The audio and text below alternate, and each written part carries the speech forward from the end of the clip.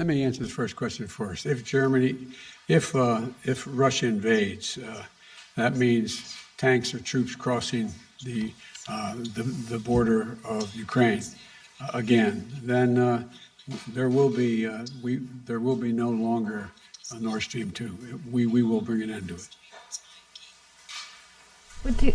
How will you do that exactly, since the project and control of the project is within Germany's control? We will, I promise you, we'll be able to do it.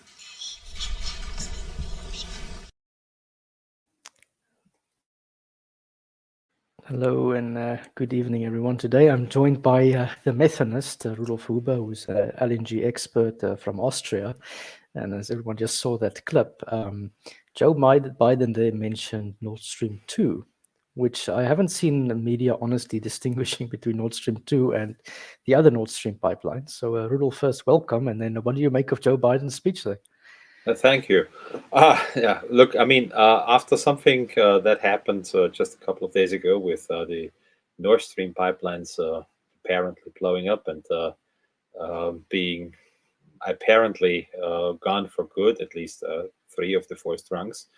What do I make of it? I mean, yeah, it sounds very much like the Americans did it, but then again, you know, I'm now more than 50 years old, and I have seen my fair share of really crazy theories about just about anything.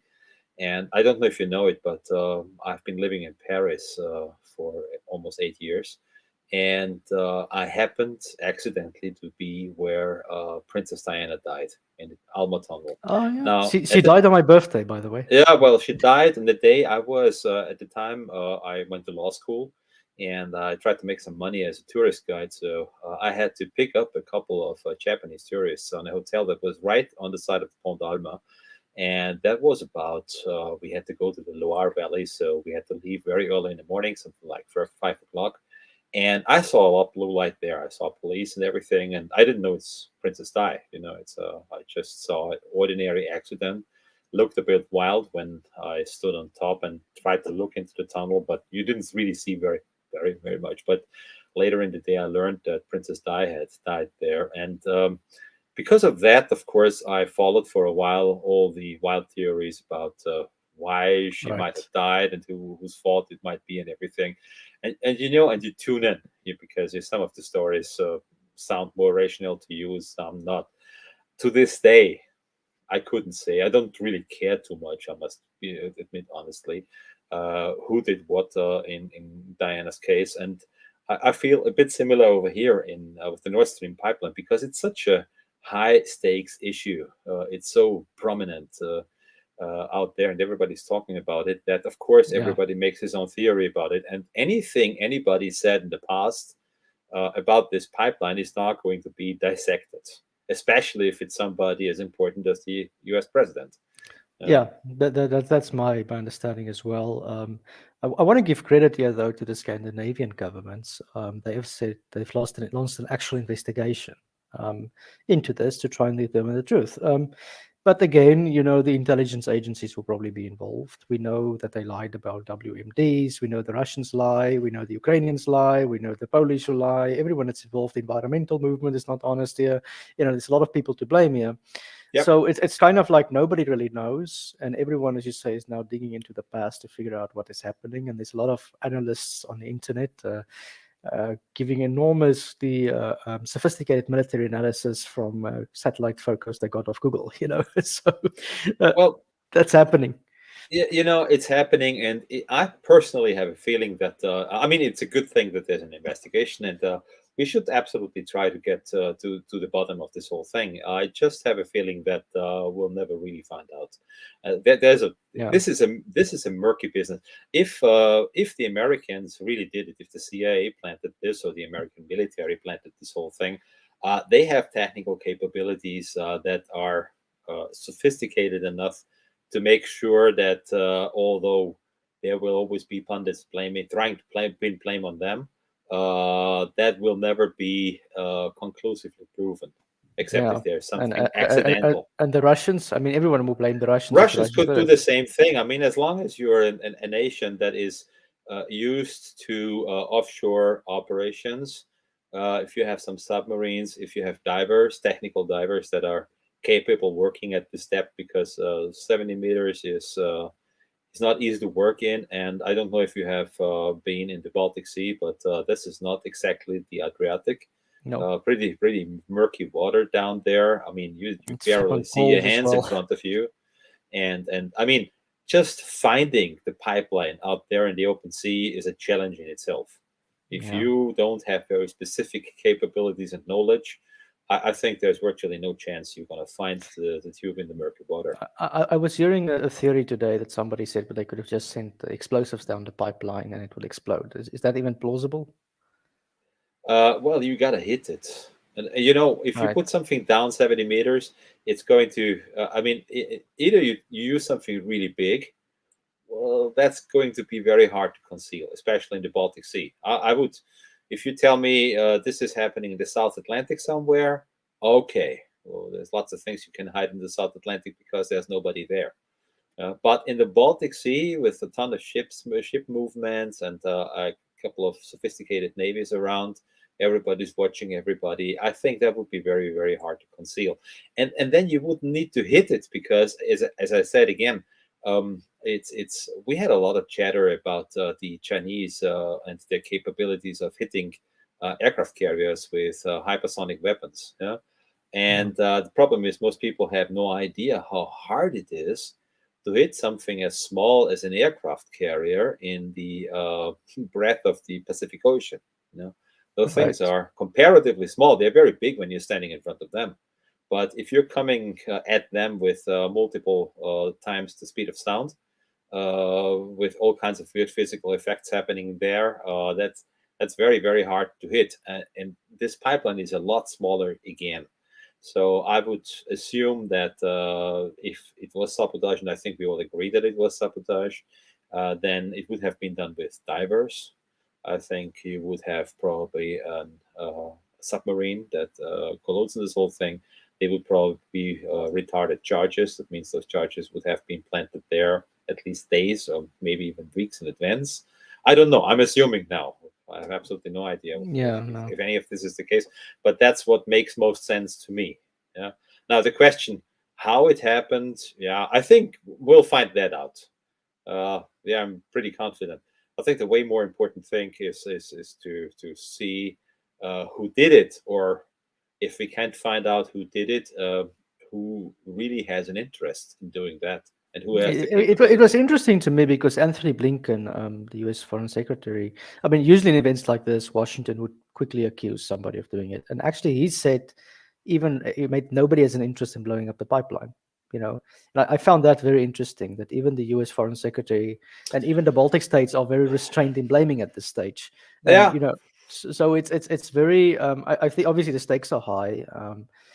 You say don't know who does it. I want to get into this pipeline itself. What does this mean for? What was the impact of it, or what was the impact of this pipeline? Let's say before it was blown up to European gas. Well, I mean, assuming that the pipeline is in operation, of course. It wasn't an operation. No, it wasn't in operation. Okay. Both of them. Yeah. Nord Stream 2 has never gone in operation. It has been built, and as it was built, it was just filled up with gas, because you need gas, you need to keep pressure in there in order to keep them in working order. But it has never delivered a cubic meter of gas into Germany. So it was more or less built and retired, or not retired, but mothballed. Yeah, In and a you way. were one of the people who was skeptical against the investment from beginning, right? Nord Yeah, Stream 2. but not because of Russia or because of the technology, but more or less because of economics, and because of Russia's capability of using the pipeline for decades. Okay, so you think the pipeline would not have paid itself off, basically, or no, it would never have paid itself off. I mean, not under normal conditions. What has happened, if I don't know, those people who remember Nord Stream 1, there's two pipelines. Just to pin that down, there's two pipelines. Each of those two pipelines has two tubes. So each pipeline has 55 BCM capacity per year. And so each of the tubes has 27.5 BCM capacity. That means 2 times 2 is 4 strings of pipeline that run on the seafloor. Nord Stream 1, the 2 strings of Nord Stream 1, they have started doing this, or the studies and the building and everything, by the late 90s, around the year 2000. And when it went into operation for the first couple of years, it wasn't profitable. It was not even half full, and it made losses. And the one event that made Nord Stream 1 profitable was the annexation of the Crimea Peninsula in 2014. Really? Yeah, Okay, so that's very interesting. So Russia had a well, stake. because Ukraine has always been cheaper as a transit country. Okay. So that's it's the and it's, you know, the problem is that neither me nor anyone else who is not very let's say on the inside of either Nord Stream or Gazprom really has a reliable set of figures for what those pipelines cost. Even people in Gazprom. I mean, even in people in Gazprom, and that's not surprising because it's those are very big companies, and most people just look at their own little piece of the cake, Yeah. and they will not look on anything else, very simply because I know this from other companies. If you look at somebody else's piece of the cake, you might still quickly need to take responsibility for it. Nobody wants that. It's not just that. It's also the information is very compartmentalized in any organization like this. Yeah. I mean, as an engineer, I work on projects at the moment that I haven't done the full economic analysis, but I question sometimes why we're doing it. But, you know, as a structural person, I look at it and I say, I'll make it work structurally. Right? I do my job in that sense. Yeah. In terms of it paying back and paying off. For example, I worked in Yamal in some of those floating LNG factories. And there were lots of doubts as to whether or not they were making their money. So, you know, it all speaks to the point that in these big corporations, you're so distant and removed sometimes from management. You don't know, and they're not going to show me the books either because they don't want riots from the workers or anything of that sort. You know. Yeah, sure. I mean, look, it's compared to that, it's the companies I've worked for are a good deal smaller. But again, I mean, I worked for MV before, for example. That's the biggest oil and gas company of Central Europe. So it's maybe not comparable to a Gazprom or a Total, but it's still pretty sizable, you know. And it's when, you know, there are different business units in those kind of companies, and every business unit is very jealous regarding its own garden. You don't want somebody else actually to just, you know, drop an egg in there. And to a certain extent, that's fair enough, because, you know, too many cooks spoil the food. That's what we say over here in Austria. So if somebody has responsibility for a project, then they should have the tools to do certain things as well, because in the end they will have to assume the blame if it goes wrong anyhow. So and then there's just good old careerism. Many people just driven. They want to climb the ladder, so they're going to try and make their project look a little bit better. And, you know, that's so normal. This is normal. This is nothing to be. I mean, we could spend now probably a whole podcast series to just talking about how those big corporations work on the inside and what kind of management problems we have on the inside. We know they're there, but okay, for me, this is something to be dealt with. That's it. Yeah. But coming back to Gazprom and Nord Stream, and my fundamental problem with Nord Stream is that if you just look at the map, and if you just look at Russia, you will quickly find out that most of the gas that Russia has been delivering into Europe came essentially from two very large fields, Urengo and Jamburg, and a whole plethora of smaller fields around that. And those fields, they have been discovered in the 60s, developed in the 60s also, and have been delivering gas now for more than 50 years. I know that the first gas offtake contract into the West was the one into Austria, and that was concluded 1 year before I was born. I'm 53 years old now, so you do the math. So, and essentially, most of what comes towards Europe came from those two fields. Now, at the time, they have been pretty tough to develop. I just But want to see. So I've got basically a map of the world yep, facing it. It's a bit dark, unfortunately. It's an article I wrote on the myth of Russian gas after speaking to you last time, and you're basically saying that. I mean, just look at the map of the world. The first thing we notice is there's no connection between the East and West Siberian fields. Really, no. purple is oil, so we're talking about gas, which is the green fields, right? And you're basically saying from these big areas, nodes, Yumbo, Urungwe, that's where the gas came from, and that's running out. So That's look. I mean, every gas field. There's a fundamental difference between oil fields and gas fields. Gas fields are being operated a whole lot longer than oil fields. An oil field, if you run that for 50 years or 60 years, yeah, except for some very very exceptional fields, you would probably already have gone out of business with that, because the cost of forced recovery of oil is at some point going to exceed the value on the market. Because Correct. it's pretty tough to stimulate oil fields if you're past a certain point. With gas, that's different. You can recover quite a lot of the gas that's inside the reserve, but once those fields start to lose pressure, they very quickly go out of business. So we're not talking about a decline of over years or even decades, as it's the case in oil sometimes. But here we're talking about decline lines that are in the space of 1.5 years, Wow. something like this. That means you start to lose pressure. 1.5 years later, you're more or less done. Yeah? And if you look at the sizes, I mean, there are other fields in Western Siberia that have been developed after Urengo and Jamburg. Yeah? There's a whole lot of smaller fields, but if you just look at taken together those smaller fields, they cannot even dent the volume picture very much. Urengo and Jamburg are still two monsters out there that are more or less taking care of pretty much the bulk of whatever Russia needs domestically and for export purposes to Europe. So Okay. once those two fields go away, well, Russia is going to change. Now, we know that for quite a long time that Russian gas is not going to hold up forever. There has been an article in the German journal Der Yes. Spiegel. Yeah, I When got the was that article. written? I have it on my screen right now. That was from the year 2007, December 2007. Yeah. Yeah. And they asked how long will Siberia's gas last. So at the time we still wanted to be aware that the Russian gas is not going to last forever. And what was said essentially in there that the big fields are going to deplete at some point in time.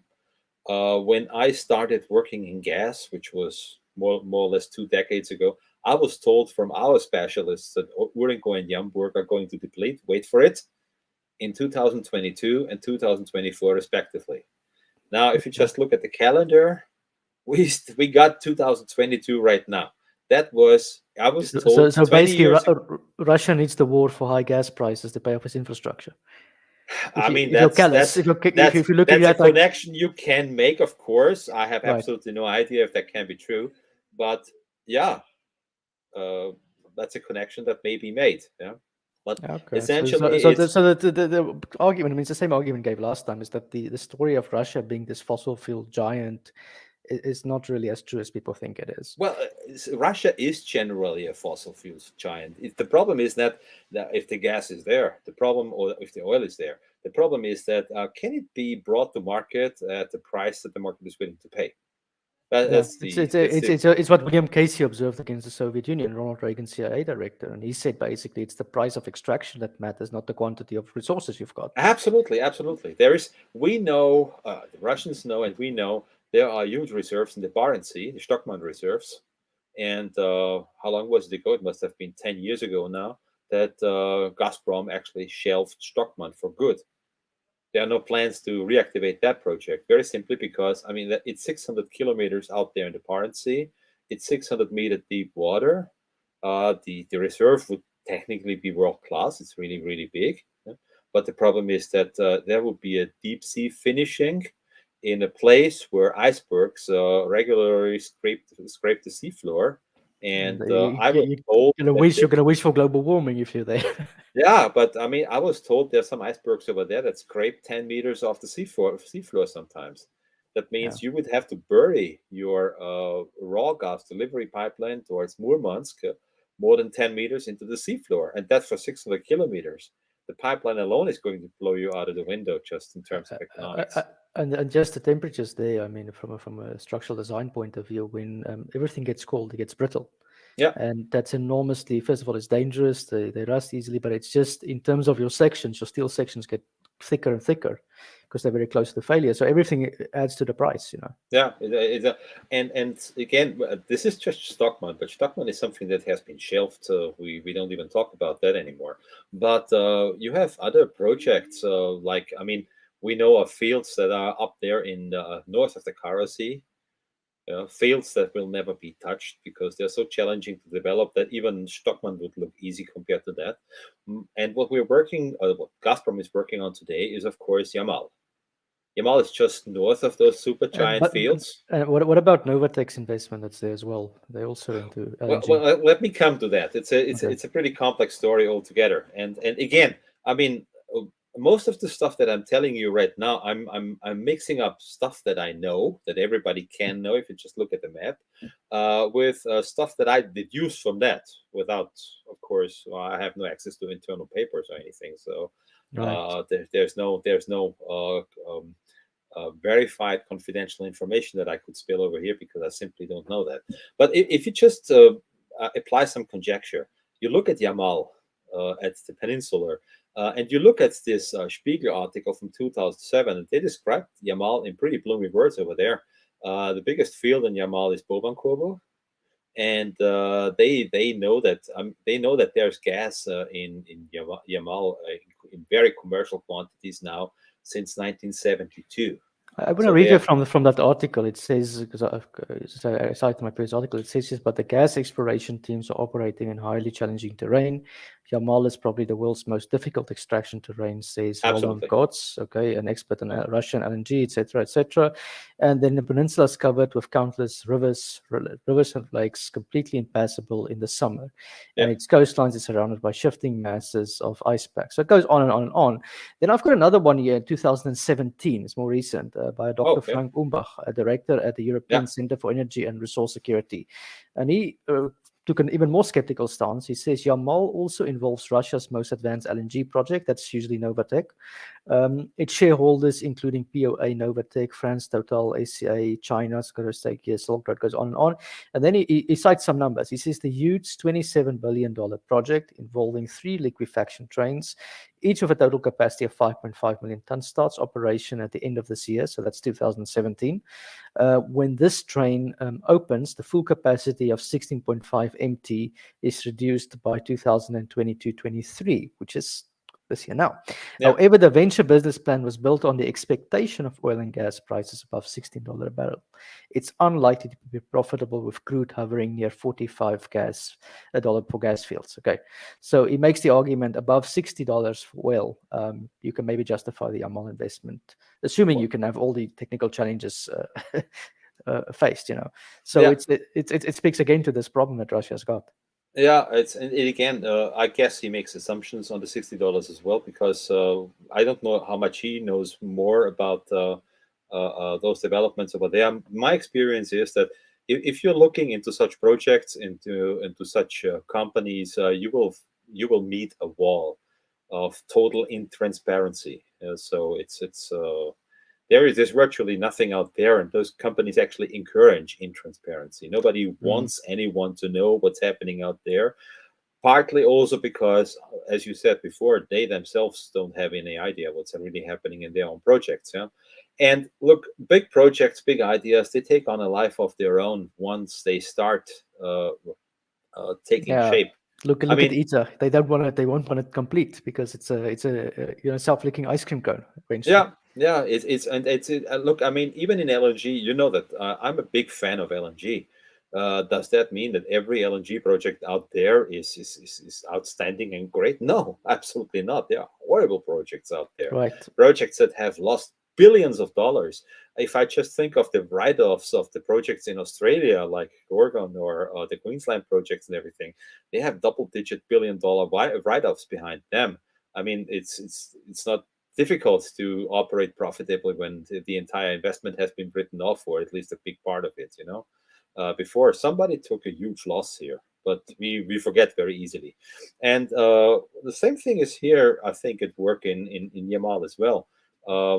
I guess that Russia, Putin, Russia, whoever, needed to show the world that even after the two big gas fields in, let's say, Lower Siberia, even if after they are gone, they are still world power in gas to be reckoned with. Yeah, so they need big projects. They need to develop. They need to new pipelines. They need lots of new shiny toys, and Right. that is a development that takes on a momentum of in itself. It's something that's once that train has started, it's very, very hard to stop. It's investment theory. I've spent already so Yeah. much on that. That cannot have been in vain. It's too big to fail, basically. Yeah, it's too big to fail for them, at least. Yeah. So it's a story that grew and grew and grew. And if you just put the numbers together, if you look at Nord Stream alone, Nord Stream is a 1,250-kilometer pipeline. That's not a short pipeline. It's a very, very long offshore pipeline. And one of the first things we learn is that offshore is more expensive than onshore. Yeah, so onshore pipelines usually are very much less expensive, except if you have to put them through the Tokyo cityscape. That's just because the construction is more expensive, or is it operation as well? A construction operation, you cannot put compressor stations in between. You need to do everything at the beginning. Then it depends on the seafloor profile. How deep is the pipeline going? Do you have to prepare anything on the seafloor? Anyway, there's a general rule of thumb that onshore pipelines are cheaper than offshore pipelines. And the pipelines going through Ukraine, I mean, this is obviously, it's going to sound like a stupid question, but that's obviously onshore. Yeah, they're onshore, all of them. Yeah. But that's not the end of the story. I mean, the Nord Stream takes its gas from a pipeline system that comes down from Yamal, which is thousands of kilometers of pipeline. That didn't come for free. I think the distance from Moscow to Yamal is further than from Moscow to Berlin. Just to reference. So this has a price tag. We don't know. Nobody will tell us. Certainly, Gazprom won't tell us. But one thing we know for sure is it's not going to be for free. So you're not going to transport that gas for $0.50 per MMBTU. It's certainly not going to fly, because I guess it's 4,500 kilometers, and it's 4,500 kilometers not through the Arabian desert. This is Siberia. This is really challenging over there. This is, as you said before, shifting grounds. In the summer, it's all becoming not only mud. I mean, mud is what we have in Ukraine in spring and in autumn. That's mud, That's something that you have vehicles getting stuck in there, but you can still pull them out. Yeah. In Siberia, you sometimes have places where when the permafrost thaws up for the first couple of meters, you sometimes have 80% water over there. So those bogs are more water than solid stuff or anything else. So you just cannot operate in those conditions. You can't do anything. I mean, look, applying enough money, we can do anything. We could develop the most difficult fields on Earth. The question is not can we do it. The question is do we have better alternatives?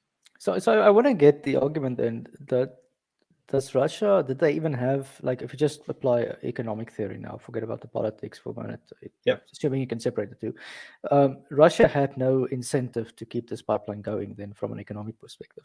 No, absolutely not. They were losing money. But that's what I believe. Yeah. Because the gas, once it comes to the surface, so on the borehole, it must have been horribly expensive already because of all the development costs over there. Then a horribly long pipeline through a pretty challenging landscape. That has a cost. Then the cost of Nord Stream on top. That's not going to be for $1 per MMBTU.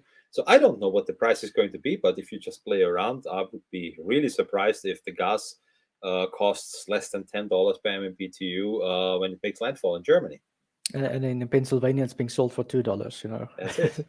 That's so it. It's 5 times as expensive as American gas. If it's just American gas is in America, and we need the gas over here in Europe. But if you just take $2.50 or even $3 in Louisiana at the coast, and you have a liquefaction terminal there, and you slap let's say $2 for liquefaction on top, let's slap another $1 for transport on top and everything. We're talking about $3.50, $4.50, $6.50, $7, something like this. LNG landed in Europe. Let's make that $8. So to get it straight, for Europe, it is now cheaper, given that calculation, to import than it would be for Russia, and Russia was selling at a loss. Yeah. Okay. And we know. Look, if you look at, let's just go to the other end of Russia, the Power of Siberia pipeline. Yeah? Again, as transparent as a 10-meter thick thin cinder block. Yeah? But one thing we can deduce, and we probably know already, is that Russia doesn't really make money on the Power of Siberia. It was a political project.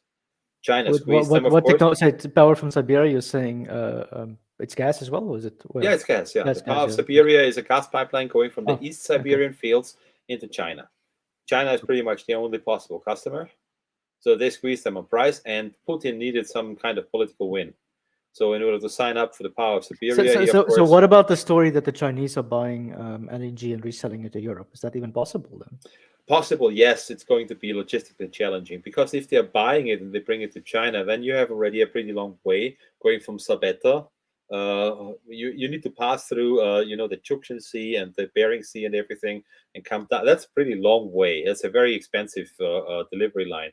You need to bring it to China, and then you need to reload it over there or somewhere in the region, and then bring it to Europe, which is another 15, 20, I would say at least 25 days on a tanker through the Suez Channel. So transport alone, wow, that's a price tag. Yeah, it can be done, and I'm sure there are single deals that are being done, but I doubt that there are big volumes that are being sent. Oil, yes. Gas, not so much. Yes, Okay. there will be. So you're making the case then, I guess now the Russian case. Now, the other elephant in the room here, first of all, is Germany. It was said Germany the industry is dependent on this pipeline. Is that true? Yeah. Yeah, Okay. absolutely. Because the pipeline actually was the fig leaf that gave them the belief that we still have access to reasonably priced energy. That is not very true, but people go by belief. And as long as the pipeline is here, they believe, okay, cheap Russian gas is coming. It's not cheap. We both know that, but most people don't.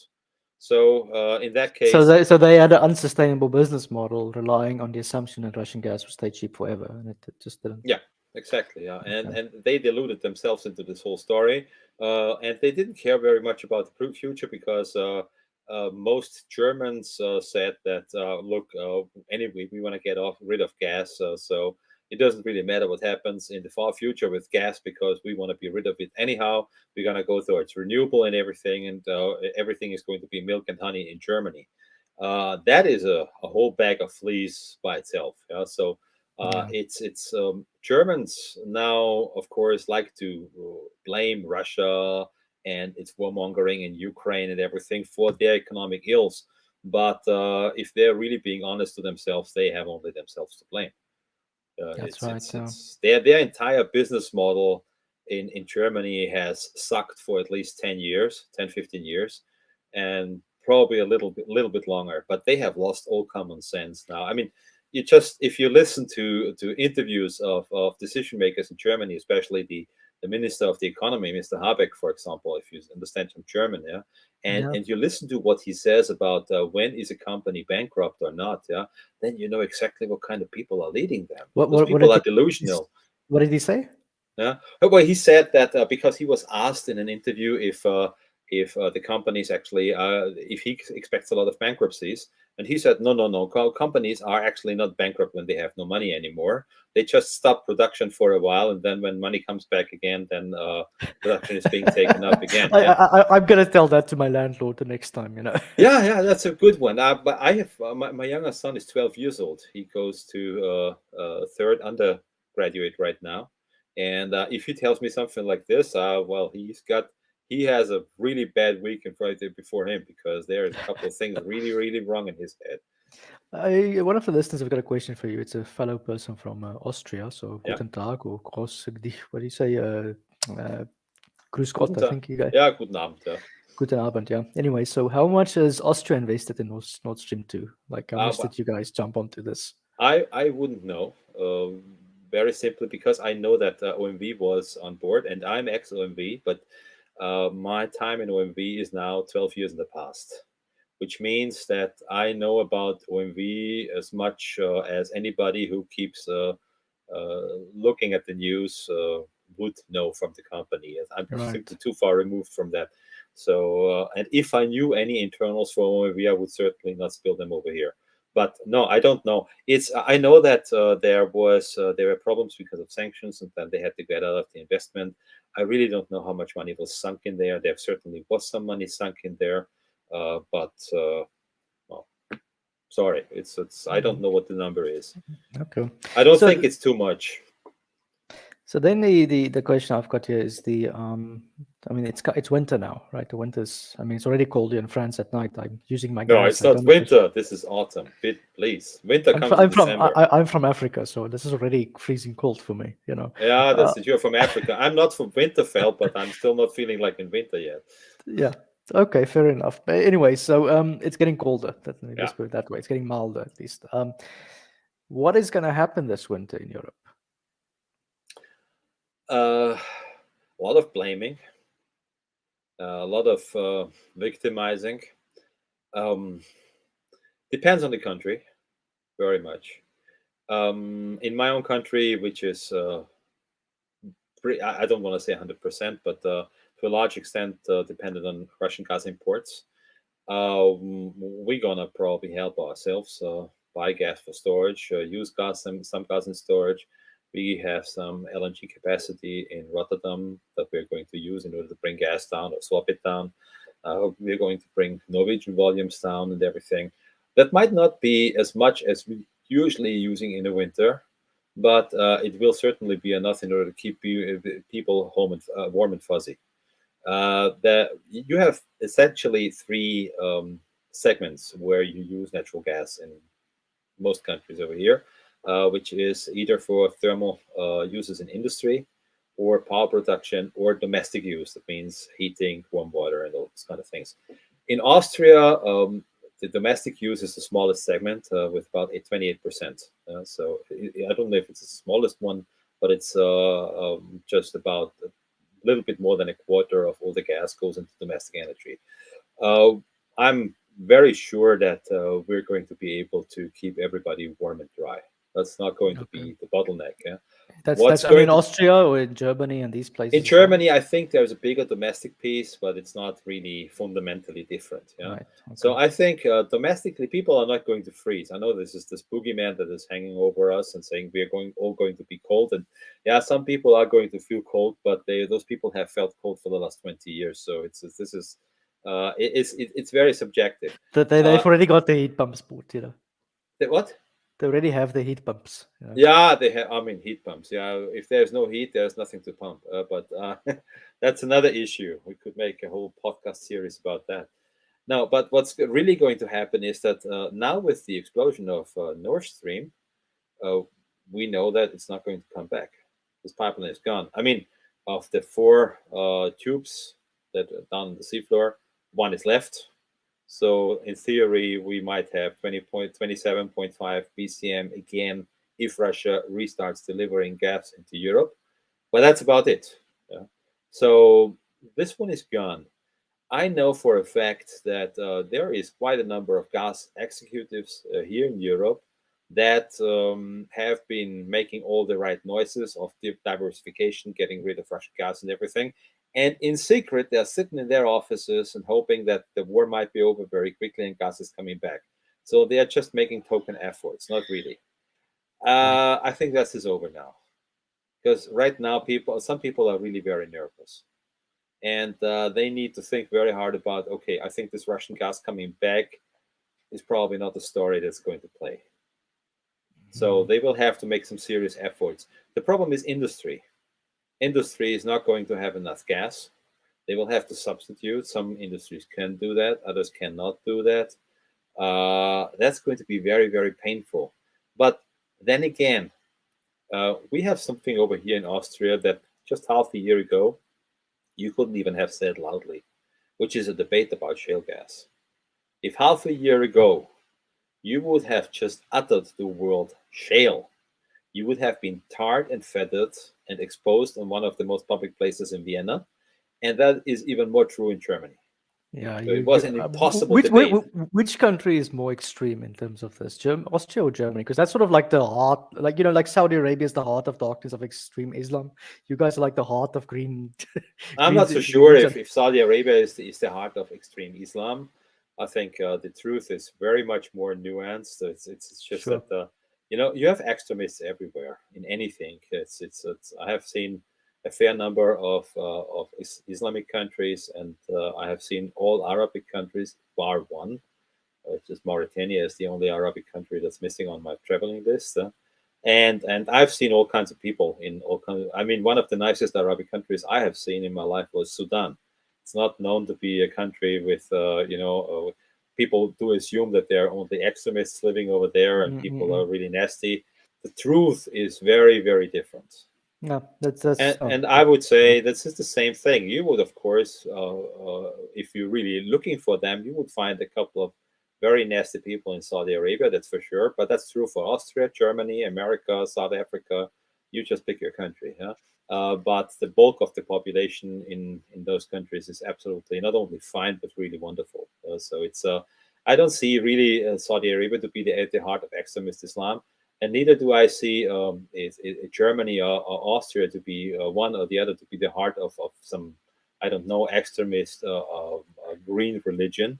Yeah. Probably the Germans are a little further down the road when it comes to this.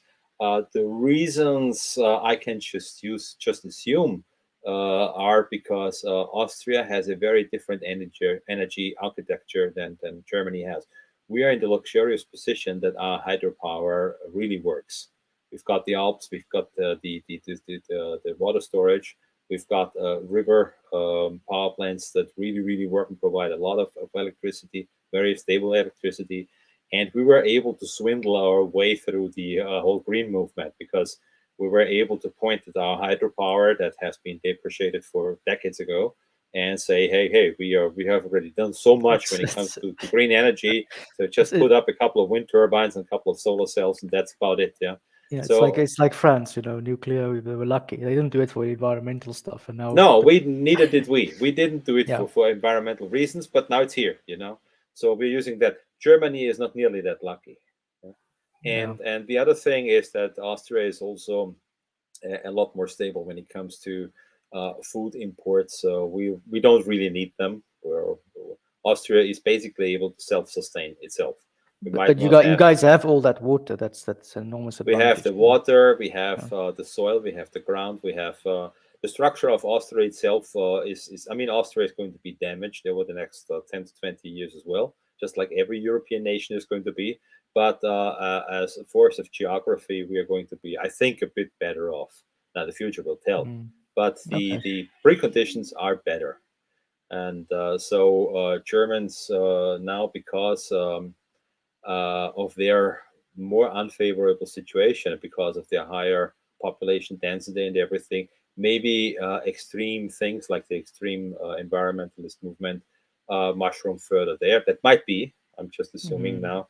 But again, I don't think there is a fundamental difference. Okay.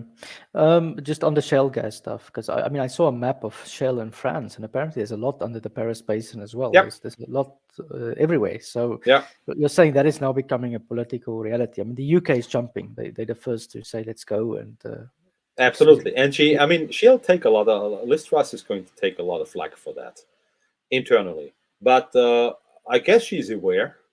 I guess she's prepared. And she's ready to take it.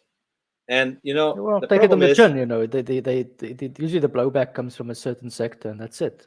yeah, but I mean, look, those people who give you a hard time because of that are usually a very tiny minority. This minority makes a lot of noise, yeah, and they are usually, when everything goes fine, they are usually capable of pulling the silent majority behind them. If not actively, then even at least passive assent to some certain extent, as long as people's lives are not too badly, let's say, influenced. But that is different now. People start to feel effects, either for real or imagined. because so far, yeah, okay, energy bills, they are pretty high now. So I've had my own high energy bills now. So that's an effect that's not imagined anymore. That's something that we really feel every day. So people start to turn. People, the silent majority starts to disintegrate, and there are large groupings of people that start to actively dissent with the environmentalist movement. Yeah, we're And seeing it. Yeah. and I can see there are politicians out there, and pretty famous politicians out there, that take a different stance to say, okay, if I make myself the advocate for those people who are hurting right now, who want to eat, who want to have jobs and everything, I might have a very prominent position in the future after elections. And Liz Truss Mm. might make that calculation. I think it's not stupid. I think she's quite right Well, with that. I think it's a gamble. But It I have the is. question though. I don't know how well you know the UK, but what is the potential for fracking there? Is it going to live up to its hype? Phew. In the UK, I don't know. I mean, companies have fracked over there, and I assume that they wouldn't have tried that if they wouldn't have a feeling that at least it would have some discernible impact. The UK has something that many nations don't have. They still have the North Sea. And I know for a fact that many of the fields in the North Sea haven't been fully exploited yet. They have just stopped exploiting them after a certain while because of the environmental movement. So going after the North Sea oil and gas might be lower hanging fruit. Shale is, once they're doing it, is going to make an impact. We cannot compare shale straight from America into other countries for a whole bag of reasons. One of them is the fundamental ownership structure of real estate in the US is very unique. Means in the US, a US citizen who owns grounds owns everything that's under it, all the subsoil. Oh, that's That is interesting. pretty unique. There's no country on earth that does it this way. Here in Austria and Britain, if you own a property, anything that is being found under that property is not your property. Yeah, there's So mining rights. Yeah. yeah, mining rights. You don't have them. So public opposition to, if you own something and somebody wants to come on your property and develop something over there, but you don't get nothing for it, you will probably not be very cooperative. Whereas when you have been a poor farmer and in the past, and your family has been poor farmers for 3 or 4 generations, and then suddenly they find shale over there, and you get royalties and out of the whole thing, and suddenly the good life comes in and everything, you might be a little more cooperative. You might even help Mm. with removing protesters. Especially in the states that own guns. Yeah. So this is one reason. There are plenty of others. We have a lot of information about the subsoil in the States because so many wells have been drilled over there, and there's a lot of public information about all those wells and the well behavior and anything. We don't have a culture here in Europe that allows for those kind of things. Not yet. Pain might produce that. Mm. If our energy becomes too high priced and we let that go for a couple of years, this is going to be the end of European industries in any European country, and Right. they're not going to come back very easily because And, in the and that past, you cannot just offset that by imports, so is that not possible? well, you import, essentially the cheapest imports that you can get is American imports and a couple of others like Qatar or so. But I mean, here the volumes are of course restricted. So American imports are going to be more or less the name of the game. And I would just look at the price structure that you're going to pay. The Americans get the gas out of the ground right in the network. And if for example, Henry Hub or any other hub, for example, is $3 or $4 over there, well, you've got to double that in order to have the price in Europe. So you are at the permanent disadvantage on that count. That might Okay. still work if nations like Germany wouldn't have destroyed their industrial reputation for being very innovative, for being capable of doing the really hard stuff, great engineering and things like this. You're willing to pay a premium on things that have a reputation to be better, if they're really better. That reputation is nothing that will remain for a while. You can play with that for a while, but as soon as you lose it, your reputation is going to go away as well. That was the one thing that kept the German export machine working, Yeah. having a reputation for well done things. Now they have blown that, especially if you look at the vehicle industry. Their big baby was the diesel engine. Yeah. Nobody beat the Germans on diesel, really nobody. Yeah, and they are now really shredding that. They want to go EV, they want to go hydrogen, they want to do all kinds of stuff. And the problem is they are nowhere near being the best in any of those things. So Mhm. at best, they compete with North America and with Asia, but on higher wages as compared to Asia, and on higher energy costs as compared to North America. How do you want to compete with that? Except pulling up trade barriers again. Wow. That's incredible. Yeah. So it's in a sense, right now the next 5 6 years are going to decide where European industries are going to go. Now again, in my case, I come from a small country in Austria, and Austria can more or less rescue itself through things like tourism, because that works here. We have a thriving tourism industry. It's world renowned, summer tourism, winter tourism, and everything. And those things might make us enough money to keep the small country that we are driving. But an industrial nation like Germany, I don't see that. It's not going to happen. Okay. So if you really want to have some industries, we got to work on the basics. And the big competitor out there is not Asia anymore; it's North America, because the Asians are Mhm. paying as much as we do for the energy.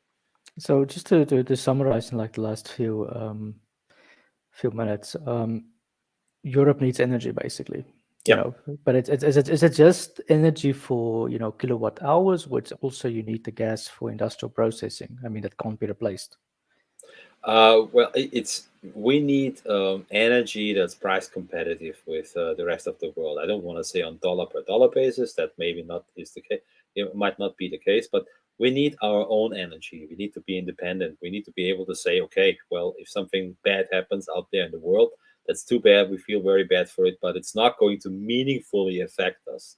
Anything is affecting you, of course, but today, anything that happens in the international energy market, how much effect does that have on North America? There is some discernible effect, of course, because they're exporting. Yeah? But North America is still a far cry from what we're paying over here. So when Okay. people complain about energy bills in North America, I always invite them to come over here to Europe. They'll run back. Well, yeah, compared to Africa, as a percentage of income, they're much higher. That's Yeah. also a problem. Yeah, it is a problem. I mean, nations can't develop on expensive energy. When energy is rare and expensive, development is pretty much on totally on hold, or even might go back. I've seen nations regress. What do you make of the argument? A lot of people have now jumped on the nuclear ship as well. I mean, nuclear takes a long time to build and things, but when it runs well. Yeah.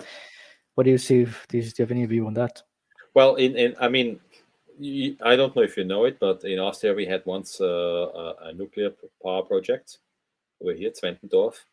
That was when I was juvenile, so it was about 40 years ago.